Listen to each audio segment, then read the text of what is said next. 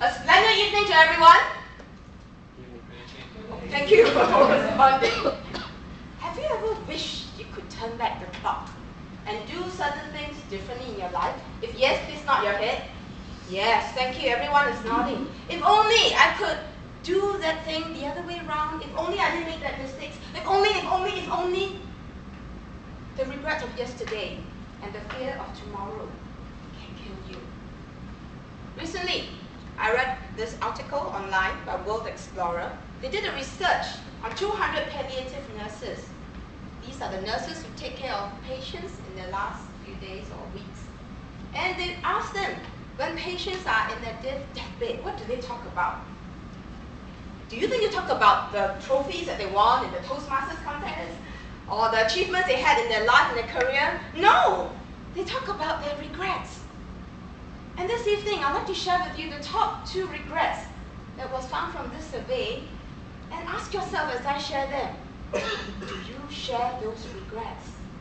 And not only that, I would also like to share with you why we should stop having those regrets and we should start living. The first regret, I wished I spoke my mind. I wish I said what I wanted to say. Because very often, we do not dare to say what's on our mind in case we hurt the feelings of those that we care about. And sometimes we are afraid to get into conflict with someone, and we rather just swallow our pride, swallow our opinions, and just conform and lead a mediocre life. So sometimes we allow that to happen to ourselves, and when we ask ourselves, why did I say that after that? Do you have that feeling before? Right? Especially after performance appraisal, and the boss says something, I should have said that to him. And we regret. And not only do we regret about things that we do not say, sometimes it's also in the other sense, we want to say, I love you to some of our loved ones, but we never had the courage to do so. In fact, for my mother, we're thankful our mother is around with us, 73 years old, and I tell her I love you every day. And sometimes I think about my siblings, my loved ones, my elder sister. She's my real sister, the real sister, and she's here to support me today.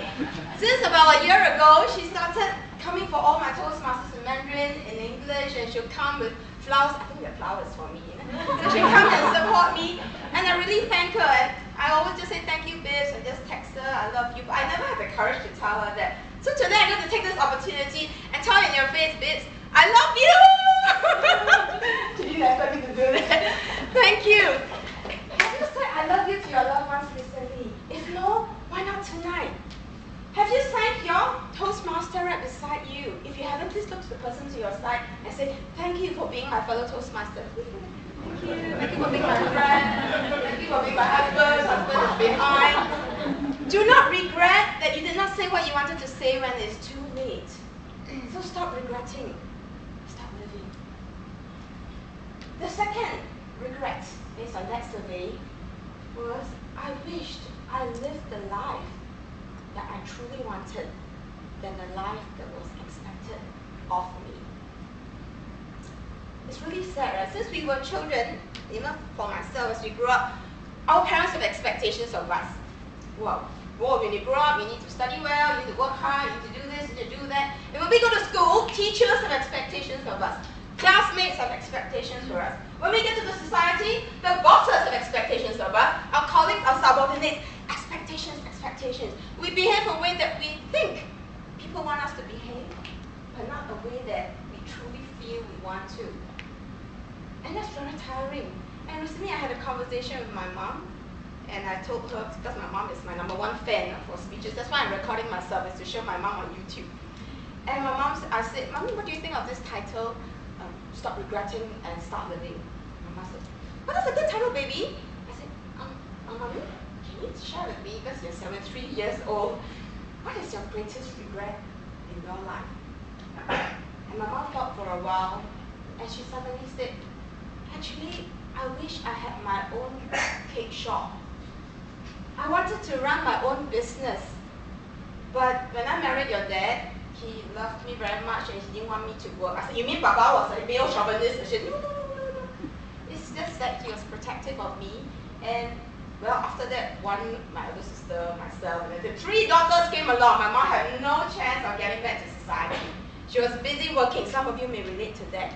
You may not be working as a full-time mom, but you could be choosing a less hectic career because you want to be there for your children.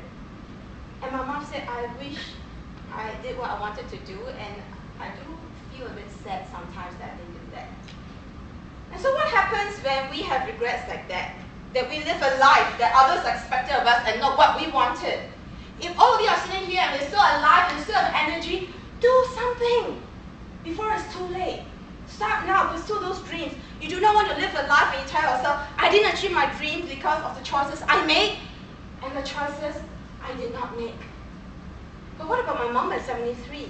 I asked my mom, Mommy, since you regretted, but what's going to happen now?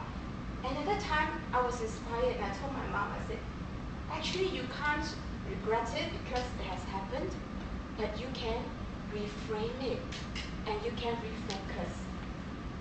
My mom said, it's true, baby. I may not have had a career of my own, but I have 3 of you, my daughters. It's my pride, it's my joy. And I brought all of you up to be sensible adults. That's my achievement.